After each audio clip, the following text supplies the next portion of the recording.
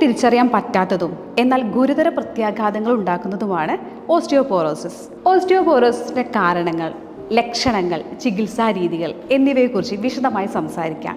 നമ്മുടെ കൂടെ ഗോകുലം മെഡിക്കൽ കോളേജിലെ replacement and sports surgeon doctor Shebasari sir നമ്മുടെ കൂടെയുണ്ട്. സർ, സ്ത്രീകളിലും പ്രായമായവരിലുമാണല്ലോ കൂടുതൽ ഓസ്റ്റിയോപോറോസിസ് കാണപ്പെടുന്നത്. എന്താണ് ഈ ഓസ്റ്റിയോപോറോസിസ്? ആക്ച്വലി സ്ത്രീകളിൽ മാത്രമല്ല, പ്രായമായതൊരു ഫാക്റ്റാണ്, പക്ഷേ സ്ത്രീകളിൽ മാത്രമല്ല പുരുഷന്മാരിലും കാണാറുണ്ട്. സ്ത്രീകളിൽ എന്താണെന്ന് വെച്ച് കഴിഞ്ഞാൽ ഒരു പ്രായം കഴിയുമ്പോഴത്തേക്ക് മെനോപോസ് ഉണ്ടാവും. മെനോപോസ് എന്ന് പറയുന്നത് ഇത് വരുമ്പോൾ ഹോർമോണൽ ബാലൻസ് തെറ്റും. അതാണ് സ്ത്രീകളിൽ കൂടുതലായുള്ള ഒരു കാരണമായിട്ട് വരുന്നത് ഓസ്റ്റിയോപോറോസിസ് ഉണ്ടാവുക എന്നുള്ളത്. പുരുഷന്മാരിലും ഒരു പ്രായം കഴിയുമ്പോൾ, അതിലും ഉപരി ഒരു പ്രായം കഴിയുമ്പോൾ അത് നോർമൽ പ്രോസസ്സായിട്ട് ഓസ്റ്റിയോപോറോസിസ് വരും. ഓസ്റ്റിയോപോറോസിസ് എന്നുകൊണ്ട് ഉദ്ദേശിക്കുന്നത് എല്ലിന് അതിൻ്റേതായ തനിതായ ഒരു ഉള്ളുണ്ട്, എന്നുവെച്ചാൽ ഒരു ആരോഗ്യമുണ്ട്, ഒരു തിക്നെസ് ഉണ്ട്, അതിൻ്റെ ഉള്ളുണ്ട്, കട്ടിയുണ്ട്. ആ കട്ടി കുറയും. അതൊരു പ്രോസസ്സാണ്. യൂഷ്വലി നമ്മുടെ എല്ലെന്ന് പറയുന്ന ഒരു ഡൈനാമിക് സ്ട്രക്ചറാണ്. നമ്മൾ വിചാരിക്കുന്ന പോലെ ഒരു കഷ്ണമല്ല, ഒരു സ്റ്റേബിൾ ഒരു എന്താ പറയുക, ഒരു കട്ടിയായ ഒരു സാധനമല്ല. അതിന് ഒരു ഡൈനാമിക് പ്രോസസ്സ് അത് നടന്നുകൊണ്ടിരിക്കുക, ഒരു ഓർഗനാണ്. പക്ഷേ അതിനകത്ത് പഴയ സെല്ലിനെ എടുത്തു മാറ്റി പുതിയ സെല്ലിനെ ഇട്ടുകൊണ്ടിരിക്കുകയാണ്.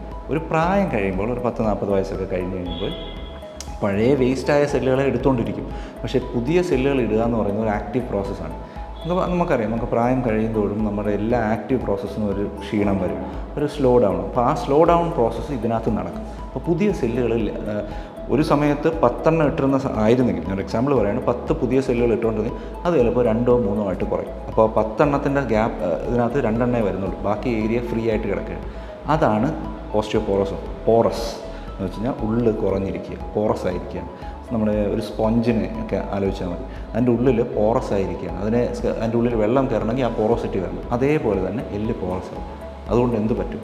ആ എല്ലിനകത്ത് കോൺസ്റ്റൻ്റ്ലി നമ്മുടെ ഫുൾ സ്ട്രക്ചർ മെയിൻറ്റെയിൻ ചെയ്യുന്നത് എല്ലാണ്. അപ്പോൾ എല്ലിനകത്ത് ഫോഴ്സോ നിൽക്കാനോ ഇരിക്കാനോ ഫോഴ്സോ എല്ലാം കൊടുത്തു വരുമ്പോഴത്തേക്ക് നോർമലി താങ്ങേണ്ട എല്ല് താങ്ങുമായിരിക്കും, പക്ഷേ ഫുള്ളായിട്ട് താങ്ങാനുള്ള ആരോഗ്യവും കാണില്ല. അത് താങ്ങുന്തോറും അതിങ്ങനെ സ്ക്വീസ്ഡ് ആയിക്കൊണ്ടിരിക്കും. അപ്പോൾ വേദന കൂടും. നോർമലി എല്ലിനൊരു വേദന വരും. ഈ എല്ലിൻ്റെ ഫോഴ്സ് കൂടുന്നതനുസരിച്ച് ആ എല്ല് വളയാൻ ചാൻസസ് കൂടുകയും ചെയ്യും. കാരണം അതിന് വീക്കാണ് എല്ല്. അപ്പോൾ അത് വളഞ്ഞ് നിൽക്കും, വളഞ്ഞു വരും.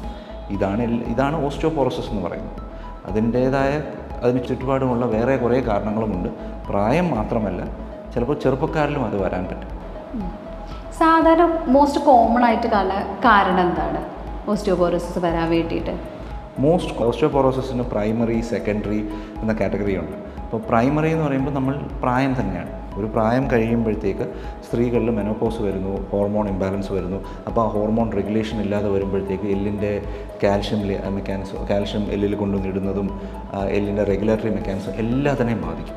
അങ്ങനെ ബാധിച്ച് വരുമ്പോഴത്തേക്ക് നോർമലി എല്ലിന് ആരോഗ്യം കുറയും. അതൊരു നാച്ചുറൽ പ്രോസസ്സായിട്ട് നമ്മൾ അങ്ങ് കണക്കാക്കുന്നു. അതേപോലെ തന്നെ പുരുഷന്മാരിൽ കുറച്ച് കഴിയുമ്പോഴത്തേക്ക് പുരുഷന്മാർക്ക് ടെസ്റ്റോസ്റ്ററോൺ ഹോർമോൺ ഭയങ്കര സ്ട്രോങ് ആണ്. അതാണ് നമ്മുടെ എല്ലിൻ്റെ ആരോഗ്യത്തിനെ മെയിൻറ്റെയിൻ ചെയ്യും. കുറച്ച് കഴിയുമ്പോൾ അതിൻ്റെ പവറും ചിലപ്പോൾ കുറഞ്ഞു വരും. അത് കുറഞ്ഞു വരുമ്പോൾ അങ്ങനെയും അത് പ്രായസംബന്ധമായതാണ്. പിന്നെ സെക്കൻഡറി എന്ന് പറയുമ്പോൾ വേറെ അസുഖങ്ങൾ അല്ലെങ്കിൽ വേറെ കണ്ടീഷൻസ്, ചിലപ്പോൾ ഒരു ഓസ്റ്റിയോജെനിസിസ് ഇംപെർഫെക്റ്റ എന്ന് പറഞ്ഞൊരു കണ്ടീഷനുണ്ട്. ആ കണ്ടീഷൻ എന്താണെന്ന് വെച്ച് കഴിഞ്ഞാൽ കുട്ടികൾ ചെറുപ്രായം മുതലേ എല്ലിൻ്റെ ആരോഗ്യം കുറഞ്ഞിരിക്കും. അത് കാരണമായിട്ട് കുട്ടികൾ വെറുതെ ചുമ്മാ സാധാരണ കുട്ടികൾ വീഴുമ്പോൾ എല്ല് പൊട്ടണം നിർബന്ധമൊന്നുമില്ല, ഒരു നിർബന്ധവുമില്ല. പക്ഷേ ഈ കുട്ടികൾ വീഴണം നിർബന്ധമില്ല. ചേറിൽ നിന്ന് ഇറങ്ങുമ്പോൾ തന്നെ എല്ലിൻ്റെ ആരോഗ്യം കുറഞ്ഞിരിക്കുന്നതുകൊണ്ട് പൊട്ടാം. മൾട്ടിപ്പിൾ പ്രാവശ്യം എല്ലുകൾ പൊട്ടിക്കൊണ്ടിരിക്കും. അങ്ങനത്തെ കണ്ടീഷൻസോ അല്ലെങ്കിൽ വേറെ കോമോർബിഡ് ആയിട്ടുള്ള വേറെ കണ്ടീഷൻസ് കാണും. റൊമറ്റോയിഡ്, ഇത് അങ്ങനത്തെ പല കണ്ടീഷൻസ് കാണാം, അസുഖങ്ങളൊന്നും. രണ്ടാമത്തേത് ഇതേപോലെ ചിലപ്പോൾ നമ്മൾ അപസ്മാരം, സീഷേഴ്സ് അതൊക്കെ കഴിക്കുന്ന അതൊക്കെ ഉള്ള ആൾക്കാർ മരുന്നുകൾ കഴിക്കും, എപ്റ്റോയിൻ മരുന്നുകൾ കഴിക്കും. ആ മരുന്നുകൾ കഴിക്കുന്നതിൻ്റെ ഭാഗമായിട്ടും എല്ലിൻ്റെ ക്യാൻസറുള്ള പേഷ്യൻസ് ക്യാൻസർ കീമോതെറാപ്പി എടുക്കുമ്പോൾ എല്ലിൻ്റെ ആരോഗ്യം കുറയും. ഇതെല്ലാം ഒരു സെക്കൻഡറി കോസസ് ആവാം ഓസ്റ്റിയോപോറോസിസ്. അത് പ്രായമായവർക്ക് മാത്രം വരണം നിർബന്ധമില്ലല്ലോ, ചെറുപ്പക്കാർക്ക് വരാം, കൊച്ചു കുട്ടികൾക്ക് വരാം. അപ്പോൾ പല ഇതിനകത്ത് വരാൻ പറ്റും. ഓസ്റ്റിയോപോറോസിസ് എന്ന് പറയുന്ന കണ്ടീഷൻ മാത്രമേ നമ്മൾ ഫോക്കസ് ചെയ്യുന്നുള്ളൂ. ഏത് പ്രായത്തിൽ നിന്നുള്ളത് നോർമലി വരുന്ന ഇതാണ്, പക്ഷേ മറ്റത് അബ്നോർമൽ ആണെങ്കിലും വരാം, എല്ലാ പ്രായത്തിലും വരാം. പിന്നെ ഫ്രാക്ചേഴ്സ് കാരണവും വരാം. ഫ്രാക്ചേഴ്സ് കാരണം നമ്മൾ ആ എല്ല് ഉപയോഗിക്കുന്നില്ല അല്ലെങ്കിൽ എല്ലിനെ നമ്മൾ ഉപയോഗിക്കാതിരിക്കുകയാണ്. അങ്ങനെ വരുമ്പോഴും നമുക്ക് ഓസ്റ്റിയോപോറോസിസ് വരാം.